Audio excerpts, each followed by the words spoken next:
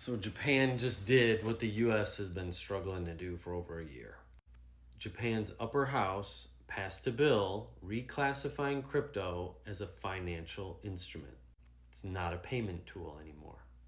That moved it into the legal category, the same as stocks and bonds. So they had a cabinet approval in April.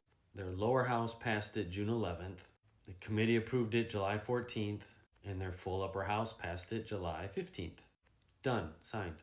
So here's what that changes for them.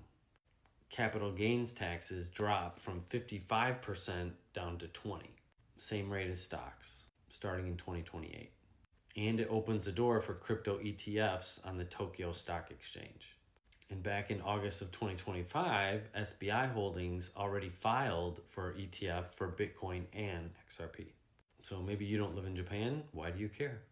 Because Japan is a G7 country and they're typically very cautious, and they just name crypto as an investment asset by law. So huge credibility given to the industry. And Japan specifically has an affinity and appreciation of XRP. So investors in Japan put way more money towards XRP than they do towards Bitcoin. And with the tax about to drop, there's more incentive, so more opening and reasoning for people to do so. Meanwhile, in the US, we're waiting on the Clarity Act for like over a year. And Japan knocked that out, figured it out in 3 months. So when there's talk about other countries will lead in crypto if the US doesn't want to, this is an example of that. Although the companies, the crypto companies that Japan will be investing in are mostly US-based companies.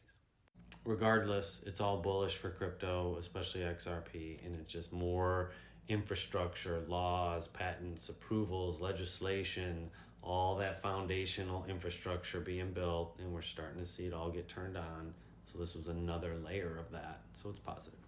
I talk about all these puzzle pieces in my book, The Ripple Effect, how the next financial system is being built in plain sight. Links in the bio.